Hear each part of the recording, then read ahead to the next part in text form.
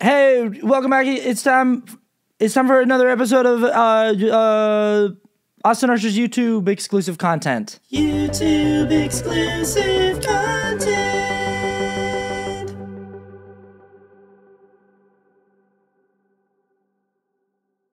Okay, so what is new? Look, I cut my hair into a mullet, and I'm not really sure how I feel about it just yet, so that's just gonna go right back under there for the rest of the video. But hey, okay, we're talking about third-party voters today, and specifically, let's just be real, we're gonna be talking primarily to and about Jill Stein voters. If you're a Jill Stein voter and you saw this video and you decided to click on it, major kudos to you. I understand that the title of this video is quite intentionally inflammatory and maybe not the most inviting. So I appreciate you for being here. I can't promise that the viewing experience of this video is going to be particularly comfortable or easy. All I can promise is that I'm going to do my level best to be honest with you. I'm going to try to tell you the truth. I'm going to try to keep it 100 up in here with you. I already showed you my haircut that I'm not super confident about. So look, we're all getting uncomfortable. But here's the bottom line with this video. Here's the main point that I want to get across if nothing else gets across. And that is just this. Jill Stein has conned you if you are one of her voters. She has lied to you. She has tricked you. She does not stand for the things that you think she stands for. You've been duped. And I know that that immediately makes you not like me. It doesn't make you dislike her. It makes you mad at me for saying that. I get that. But I'm going to prove it to you. I'm going to show it to you in just a second. So hang with me. Don't think I'm just going to say something like that at the top of the video and not provide receipts. But for the last several months, heading down the stretch of the 2024 presidential election, I've been engaged in advocating for the Harris Walls campaign. And part of that advocacy is trying against all hope to convince Jill Stein voters that a vote for Jill Stein is functionally indistinguishable from a vote for Donald Trump. And again, I know that third-party voters hate hearing this. I know that Jill Stein voters hate hearing this. I know that Jill Stein voters love to say, you can't convince me that my vote for Jill Stein is the same as a vote for Donald Trump. I just won't believe that. I believe that whoever I'm voting for, that's the person I'm voting for. A vote for Bob Smith is a vote for Bob Smith. A vote for Doug Jones is a vote for Doug Jones. A vote for Sally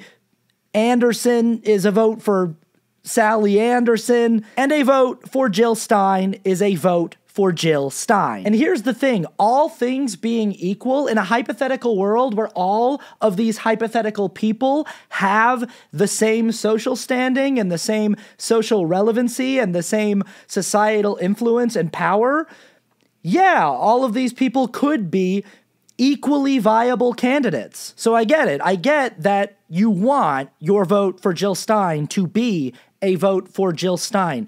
What I'm about to show you is the Jill Stein campaign telling you that that's not what you're doing when you vote for Jill Stein. We're getting this straight from them after months and months of people arguing on the internet about whether or not a vote for Jill Stein is actually a vote for Jill Stein or if it just equates to a vote for Donald Trump by proxy. We have a clip that just sort of answers that question indisputably, undeniably. This is Kshama Sawant introducing Jill Stein recently and speaking to an audience of enthusiastic Jill Stein voters and supporters and saying this.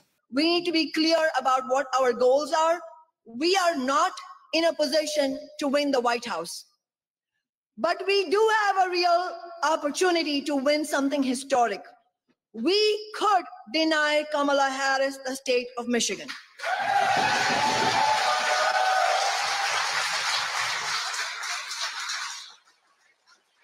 And the polls show that most likely Harris cannot win the election without Michigan. So yeah, I know that you want your vote for Jill Stein to be a vote for Jill Stein, but that is the Jill Stein campaign telling you in completely unambiguous language that their goal is not to have your vote count toward a victory for Jill Stein. They are telling you that the goal of their campaign, the specific goal of the Jill Stein campaign, is to make sure that Kamala Harris loses. They are openly acknowledging that Jill Stein does not have a chance to win the presidency in November. They are openly acknowledging that your vote for Jill Stein will not be a vote that exists to help Jill Stein become president. What Kshama Sawant is saying on behalf of the Jill Stein campaign in that video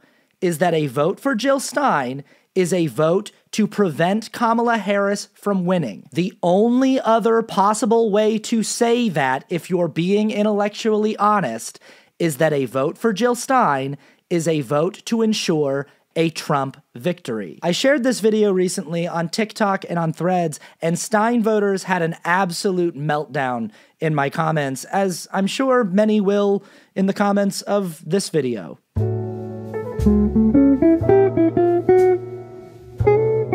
A good amount of these people just straight up told me to get fucked, and honestly, that's the response I respect the most, maybe, because it's at least somewhat honest. Those people aren't trying to lie to themselves and to me and pretend that Kshama Sawant was somehow saying something else other than what she was very clearly saying. They weren't trying to disingenuously move the goalpost or shift the parameters of the discussion. They're just telling me, I don't like you for showing me this.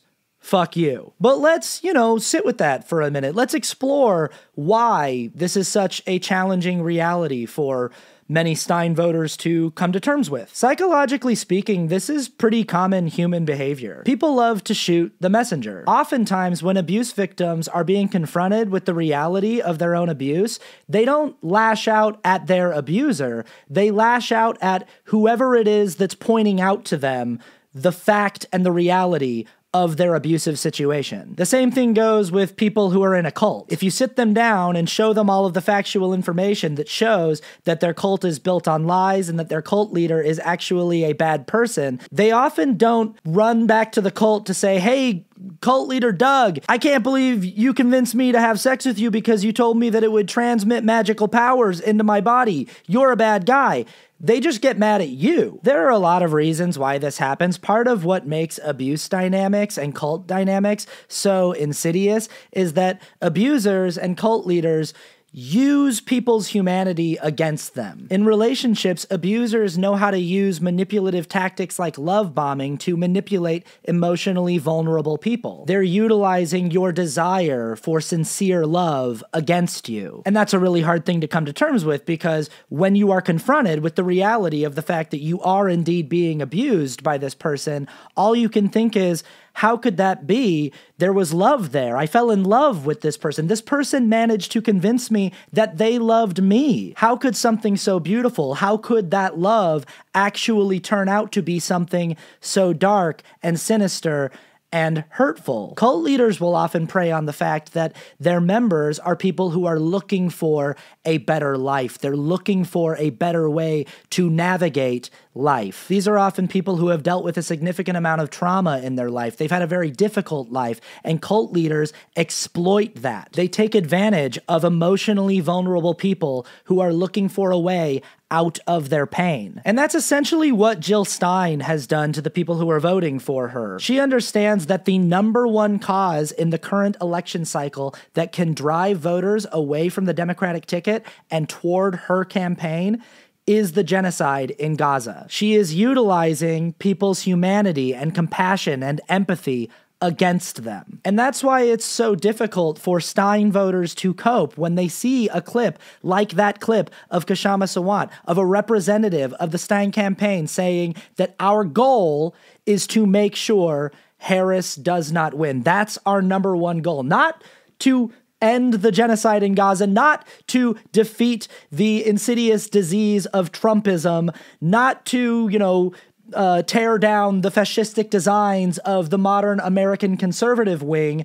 No, our explicit, specific goal is just to make sure Kamala Harris never becomes president. It's a hard thing to deal with because the reason you thought you were voting for Jill Stein is you thought you were voting for the anti-genocide campaign. You thought you were voting for the campaign that stood against what Israel is doing to the Palestinian people. And similar to the abuse victim who can't believe that something so beautiful, this beautiful love story, could turn into something so ugly, you can't believe that something that started off with genuine empathy and compassion and humanity and concern for the dignity of human life could turn into just a shadow campaign for someone as inhumane and narcissistic and fascistic and authoritarian and terrible as Donald Trump. And so what happens is, instead of saying, oh my God, fuck Jill Stein, I can't believe she tricked me and used my empathy and my compassion against me, you say, fuck this guy. Fuck that guy with the mustache and the stupid hat and the bad haircut. Because it's really profoundly bruising for the ego to come to terms with being conned like that and suckered like that. When someone's telling you that you were the victim of a con job, when someone's telling you that you fell prey to a bad lie, it feels like that person is specifically saying you are stupid. You are gullible. You are easily manipulated. It feels like a personal attack. I want to be clear. I'm not saying that if you're a Stein voter, that means you're stupid or that you're gullible or easily manipulated. I'm not saying that. I have genuine sympathy for how you came to your position. I understand that you arrived at your position through genuine empathy and compassion. I just think it's really unfortunate that that genuine empathy and compassion has been used against you in such an insidious and sinister way. And also, having said all that, I have been engaging with a lot of Jill Stein voters on the internet lately, and I've kind of come to the determination that, at least as it pertains to the way that Stein voters go about advocating for their political positions, these are by and large unserious people who are not willing to engage in political discourse in an intellectually honest way. We're going to go through a bunch of the responses that I got when I posted that clip of Kshama Sawant on TikTok and Threads. I want to look at some of the most common responses and arguments I see from Stein voters trying to work out why their vote for Jill Stein isn't actually a vote for Donald Trump, even though that's what Jill Stein's campaign is saying it is. The first kind of argument that I see a lot of, and it's the most obvious one, is the argument that basically goes, we are anti-genocide, full stop. That's our hard line. LMAO, we will be voting Stein because we don't support an active genocide. Stop pretending you care about Palestine. Disappointing that using our taxpayer money for genocide is not only not a red line for you, you are actively trying to tell others that it shouldn't be for them either. Kamala could switch her policy on supplying arms and support for genocide, apartheid, etc., couldn't she? Wouldn't that solve the problem? Okay, so first off, saying something like this in response to that clip that I just showed of Kshama Sawant, that's just a total deflection, right? You're just trying to avoid talking about what is being shown in that clip. Because my purpose in showing you that clip is not to say that you should not care about genocide or that genocide should not be a hardline issue for you. My purpose in showing you that clip is to clearly and indisputably illustrate that Jill Stein is not the anti-genocide vote you believe she is. So this is what I mean when I say that Stein voters are not engaging in this discourse in an intellectually honest way. They're trying to shift the parameters of the conversation away from, is a vote for Jill Stein a vote for Donald Trump or not, to is genocide bad or not? And that's not something we disagree on. We both agree that yes, it is bad, and yes, we should be trying to push our elected officials to do something about it. But I'm not showing this clip of Kshama Sawant and saying, see, genocide's not even that big of a deal, you guys. And it's just wildly dishonest to suggest that that's what I'm doing. Is this the same as how Harris voters can't admit they don't consider genocide a red line, even though they don't, even though they clearly don't actually see genocide as a deal breaker? So in the video that I shared, I said something to the effect of, you're voting for Jill Stein because you can't bring yourself to admit that you're actually voting for Donald Trump, that in a two-party race between Donald Trump and Kamala Harris, you are voting against Kamala Harris, which is functionally the same thing as voting for her opponent. If two teams are playing a basketball game and it's the Knicks and the Grizzlies, and you say, who do you want to win? And I say, well, I want the Knicks to lose. It would be reasonable for me to then say, okay, so you want the Grizzlies to win? It would be dishonest for you in that situation to go, no, I didn't say that. I said, I want the Knicks to lose, not that I want the Grizzlies to win. If there are only two teams and one of them is going to win and you want the other one to lose, I really feel like I shouldn't have to finish that sentence. I really feel like I shouldn't have to finish that sentence. And yet I'm going to. That means that you want the other team to win. That's what that means. That's just literally what those words in that order literally mean. This is just a video that's pro-genocide. You mentioned nothing of that. This is selective and ignorant. A vote for Kamala is a vote for war, genocide, and taxpayer theft. You have zero moral high ground, and y'all are batshit crazy. Green Hearts 2024. Again, and I can't stress this enough, nowhere in the video that I shared to TikTok and Threads did I say anything that was even remotely pro-Israel or pro-genocide. I didn't say, hey look, here's a clip of Kshama Sawant admitting that the Stein campaign's only goal is to make sure Harris loses, therefore their only goal is to make sure Trump wins, and that's why genocide is good, and that's why I'm pro-genocide. It's intellectually dishonest and unserious to suggest that that's what I'm doing. What I am doing, though, is offering cold, hard, undeniable proof of the Stein campaign admitting that their specific goal is to prevent Harris from winning and to secure a victory for Trump. And what I'm saying is, given that information, given the fact that the Stein campaign has told you that they are not trying to win and that they are trying to simply prevent a Harris presidency, given the fact that that means they are openly advocating for a Trump presidency,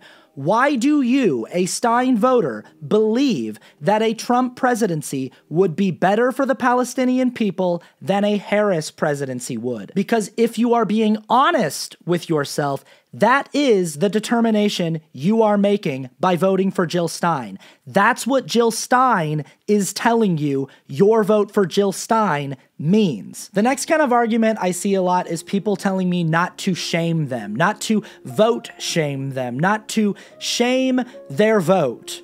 Before I even read any of these comments, I just want to say that, like, this is so rich coming from these particular people. Having these specific people say, don't shame me, stop shaming me, is just so ridiculously ironic. Because literally all I'm doing here is just showing a clip of a representative of the Stein campaign saying, hey, we're trying to get Trump elected. Like, that's all I'm doing. But these people will literally say, if you disagree with my bad political strategy, that means that you like killing kids. That's what that means. It means that you are pro kids getting killed. You're pro genocide. You're one of the worst people alive. That's what that means. If you disagree with me, that just means that you have absolutely zero moral character and moral fiber. That's just what that means. Like, one of us is definitely using shame as a tactic to manipulate the other, and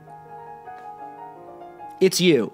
You are the ones doing that. But, you know, as you'll continue to see throughout the course of this video, Stein voters and third-party voters, by and large, are not very self-aware people. There's not a lot of serious self-reflection going on there. There is a lot of really, really overt projection going on. At any rate, stop shaming voters who refuse to tolerate this circus of a duopoly. Blame incompetent candidates who grovel in lobbyist money, not people who see the dysfunction of the system. Instead of doing vote shaming, you should be pressuring politicians to politic better. What's the point of this precious democracy if politicians don't actually have to earn your vote? Hard work is good work, Austin. So listen, I used to hear this all the time from conservatives back when I spent more time arguing with conservatives than with leftists with bad political strategy. I would point out how conservatives were being racist or misogynistic or queerphobic or otherwise bigoted, and people would say, you can't shame me into changing my beliefs. It's not going to work. Stop trying to shame me, Austin. I'm not going to change who I am because you're shaming me. Similarly here, I'm not showing this clip to shame Stein voters. On the contrary, the video I shared to Threads and TikTok ends like this. Because make no mistake, that is the determination that you are making and that you have made.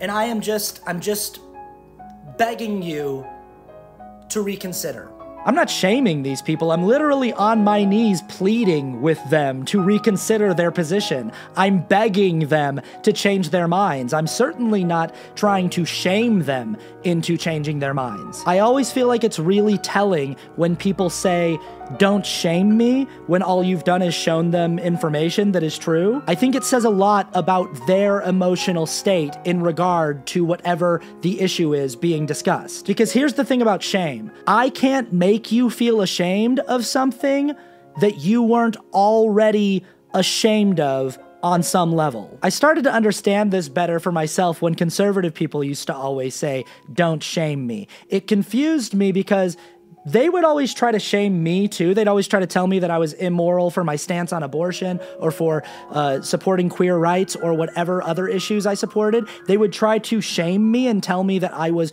going against God and that I was gonna go to hell for my beliefs. But it never worked. It didn't make me feel any shame for those positions because I'm not ashamed of those positions. I'm not carrying any underlying shame about my stance on those things. It makes me think of that highly memed phenomenon in internet culture where someone in a comments debate will say, well, I'm not political, but then when you probe a little further, that person reveals themselves to not only be political, but be extremely right-leaning. It's always the people that are like, I'm not really political, I'm not really left or right, I'm pretty moderate, I don't really care about either party. Those are always the people that later on, if you just dig deep enough, reveal themselves to be like staunch conservatives with really, really bigoted views on things. They just say that they're not political because they're ashamed of their actual political beliefs. And that shame that they have around their political beliefs is already there. They know on some level, whether they're willing to be honest with themselves about it or not, that the things that they believe in are shameful. And I think that the same thing is happening with Stein voters. I think on some level, they know that their actions are helping Donald Trump get elected, and they just aren't willing to be honest about that. Much like the shameful conservative who tells themselves and the world that they are not political and that they have no strong allegiance to either political ideology, the Stein voter tells themselves and the world that they do not have a preference when it comes to choosing between Harris and Trump, but their behavior says otherwise. And if they weren't ashamed of that behavior on some level, then they would just be honest about it. The next tactic I saw a lot of in my comments was just full-on denial. Just people saying, I didn't hear her say that. I didn't hear her say that a vote for Jill Stein is the same thing as a vote for Donald Trump. She didn't say those specific words, so I'm just going to completely pretend that she didn't essentially say the exact same thing as saying those words. Where is this quote of Stein saying securing a Trump victory is her goal? It's in the video that I just showed you. It's in the clip. I know it's not Jill Stein saying it, but it's Kshama Sawant saying it on her behalf, on behalf of the Stein campaign in front of an audience of enthusiastic Stein voters at a Stein event in Michigan. Sawant said they want to keep Harris from winning in Michigan, but that's not the same thing. Yes, it is. Yes, it is the same thing. She even said as much. She said, we believe that if Harris loses Michigan, she can't win the White House. We believe that Michigan is the key to making sure Harris does not win the White House. She said that. And the polls show that most likely Harris cannot win the election without Michigan. Spreading the possibility of third-party candidates so we don't have to choose between the right and the righter. Harris will lose voters because people are disgusted with her support of ongoing genocide. She could gain those votes if she would stand up to AIPAC and be firm in an arms embargo, but doesn't have the spine to do that. Stein voters love to bring up how Jill Stein isn't taking money from AIPAC. My favorite rejoinder to that is just to ask Stein voters, hey, do you think that the reason why Jill Stein doesn't have AIPAC money is just because she's too principled to take their money? Or is it possibly because they've never offered her their money because they don't take her seriously as a viable presidential candidate? Jill Stein's got all kinds of dirty money behind her campaign. Jill Stein's entire thing is that she's a grifter just trying to make money. Her entire purpose for running for president and exploiting your empathy and your compassion is just to make money off of you and off of the campaign. She would love to have AIPAC's money. AIPAC's just not interested in funding a useless candidate that isn't actually going to do anything. Also, where has Stein openly admitted to only wanting to secure a Trump victory? I can't find this. Again, listen closely. It's in the video that I showed you.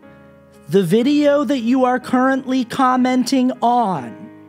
I understand that that's not Jill Stein saying those words in the video, but it is somebody who is speaking on behalf of the Jill Stein campaign at a Jill Stein event in front of a crowd of Jill Stein voters while introducing Jill Stein.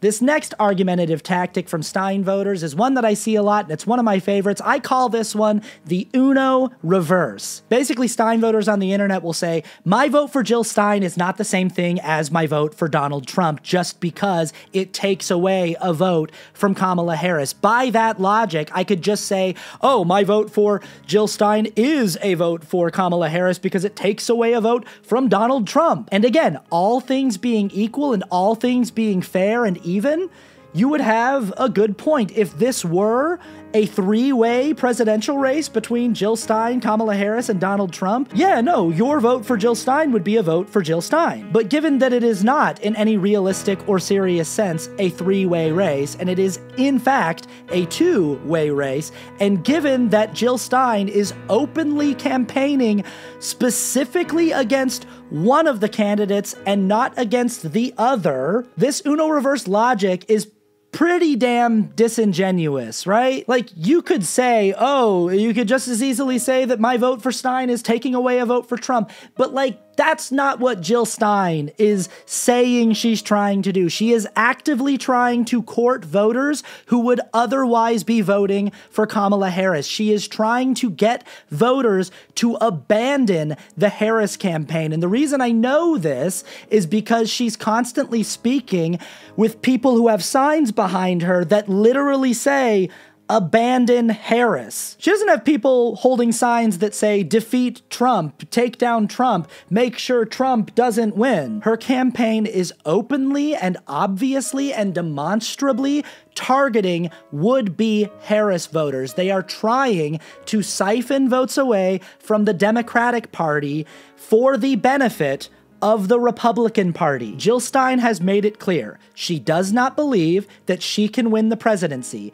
and given the two options, she prefers Donald Trump over Kamala Harris. So, if you vote for a candidate who knows they do not have a chance of winning, who is openly advocating for one of two candidates in a two-way race, what does that mean? Again, I really feel like I shouldn't have to answer the question. I really feel like I shouldn't have to say it, but I'm going to. It means that you're supporting a campaign that advocates for the other candidate. That's what that means. That's just what that literally means. That's just what that means. This was one that I just got from one commenter, but I liked it, so I'm gonna read it. Harris is campaigning right. She doesn't want to win, period, and is doing everything in her power to give Trump the White House, just like Hillary. But with Trump in office, Democrats have hit all their record fundraising, so the motive is clear. First of all, I love this implication that Harris isn't trying to win. She's trying to lose, and she's the one trying to help Trump get elected, not Stein. My sibling in Christ, I need you to hear me when I say this. If Kamala Harris did not want to win this election, she would be running third party. There is obviously a very real chance that Kamala Harris is going to be president after the election in November. And yeah, she's done record numbers with her fundraising, but it's really rich hearing from a Stein supporter that the shadowy secret reason Kamala Harris is pretending to run for president is so that she can make money, when that's literally who Jill Stein is. Again, this is what I mean when I say Stein voters are not serious people. Like, it's all projection and deflection. Like, everything you say, you're just talking about yourselves. You're not being honest with yourselves about who you are and about who she is and about what it is that you're actually doing with that campaign. I really liked this comment because I actually felt like it got to a more honest core of what's going on here with these people. Fuck you, fascist. Grow the fuck up. We don't care if we lose. We are challenging the duopoly. That, to me right there, that's the first thing that we've shown in almost this entire episode that actually approaches something that feels like intellectual honesty. We don't care if we lose. We don't actually have any real goals we're trying to achieve. We just want to challenge the establishment powers and the status quo. And that, in and of itself, that's a noble goal, to try to introduce the possibility of real third options and things like ranked choice voting into the American political system. That's a cool goal. I vibe with that goal. The only problem is it kind of exposes and spits in the face of your anti-genocide stance. You can't simultaneously say, my number one cause is making sure that I fight for the safety and the freedom and the dignity of the Palestinian people, and then also say, I literally don't care if we lose. I don't care about anything. The only thing I really care about is just trying to shake up the American political system. Like, I need you to understand this genuinely. If you are sincere about your compassion and your empathy for the Palestinian people and for what's happening in Gaza, if that really is an issue that matters to you, then you have to vote in a way that shows that you actually care about that you actually want to give those people the best fighting chance at survival. And as we've already established many times in this video, Jill Stein has been clear that her campaign prefers a Trump presidency over a Harris one. In fact, they are only staying in the race to make sure that a Harris presidency does not happen. The only other way to say that is that Jill Stein's campaign is only staying in the race to ensure that a Trump presidency happens, which means that Jill Stein, I guess, presumably believes that Donald Trump would be better for the safety and the dignity and the liberation of the Palestinian people. I don't know where she's getting that from. And more importantly, I don't know where you are getting that from, Stein voters. And I don't know, that just seems kind of like shitty, and seems like you're not actually who you're claiming to be. I don't know. I don't know. And the last few kind of comments I want to explore here just sort of show some of the tactics of these people and some of the things about the Jill Stein movement that make me say this is not a serious movement, this is not an intellectually honest movement. You are a blue MAGA white guy who is neither Muslim nor Arab, and you are so effing condescending. Seriously, this thread is like a gift to Trump, because you will probably convince voters on the fence to vote for him over Stein, just because of how offensive blue MAGA is. Yeah, so a few things there. A vote for him and a vote for Stein are the same thing. That's what I'm saying.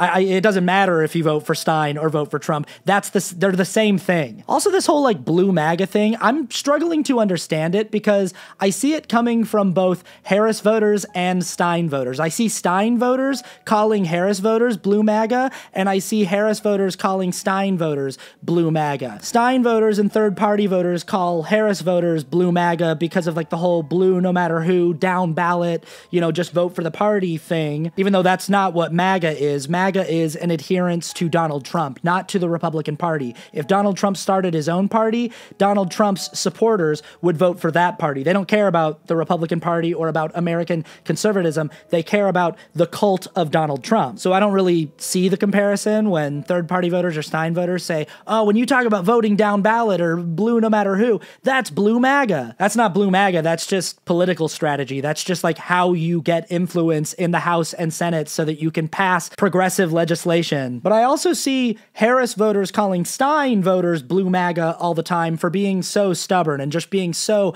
unwilling to ever admit that they're wrong about anything, even when you show them clear-cut evidence that they are wrong about a thing. And I don't know, I think that way it fits a little better. It does seem to me that third-party voters and Stein voters are a little more MAGA-like, like they're just so dug in on the identity of being against the duopoly, of being an independent thinker, of a free mind that has freed itself from the constraints of the duopoly, of the establishment powers. But the other thing about this comment that stands out to me is when they say, you're being so condescending and offensive that you're going to push people to vote for Trump. This is a big thing that Jill Stein knows about the voters that she is courting. She knows that these people secretly hate Kamala Harris and the Democratic Party just a little bit more than they hate Donald Trump and the Republican Party. And that's what Jill Stein is tapping into. That's what she's counting on, is that you secretly hate Kamala Harris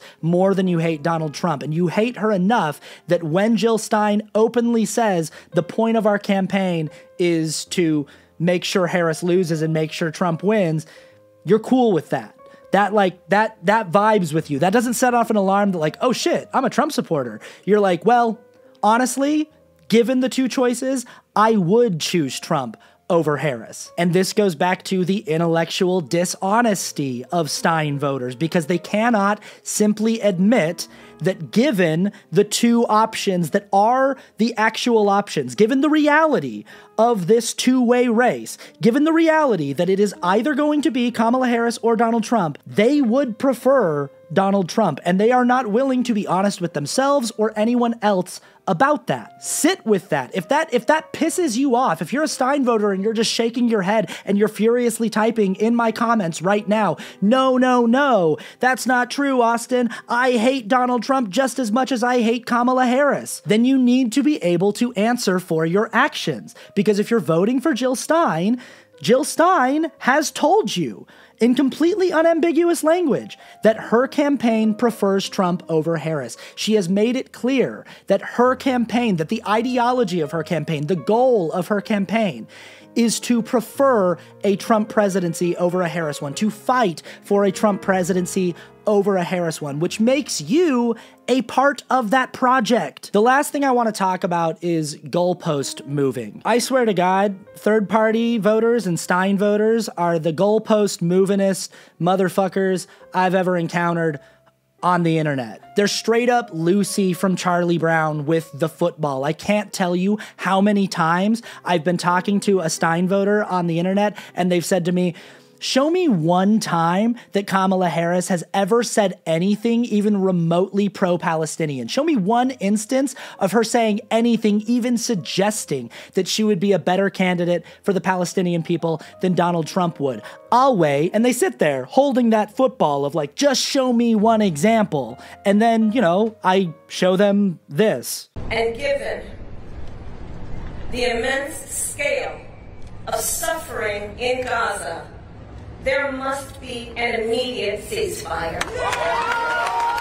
Or this.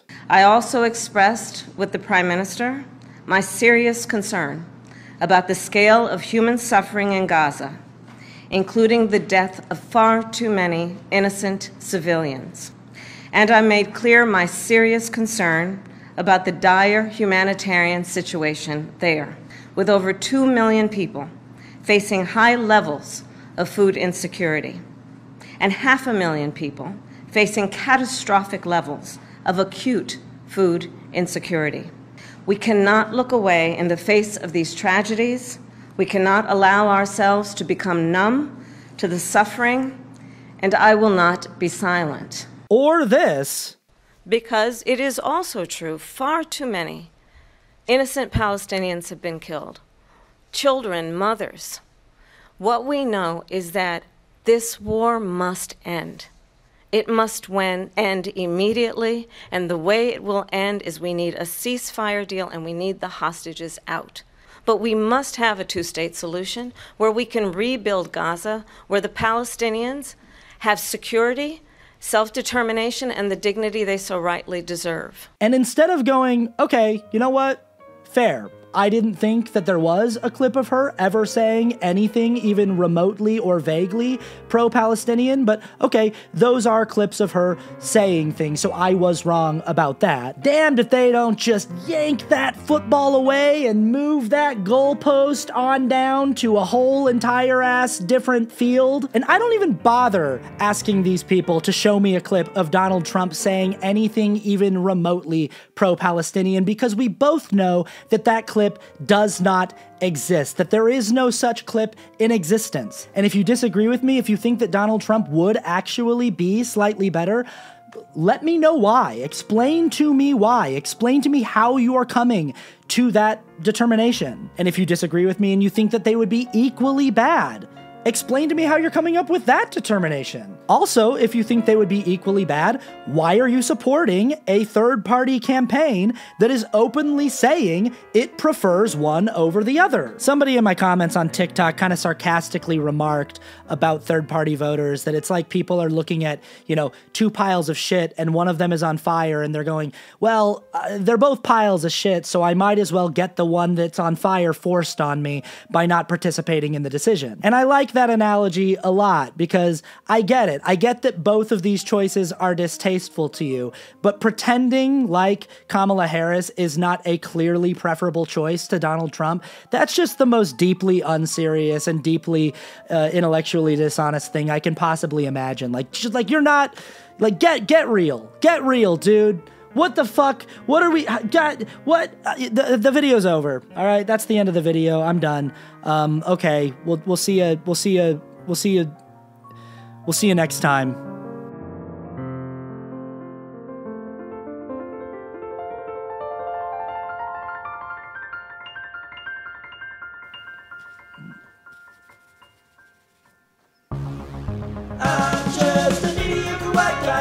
Mustache. I probably have nothing if it weren't for the mustache. I'd just be another average white guy trying to use my skin and my gender to escape by the eye.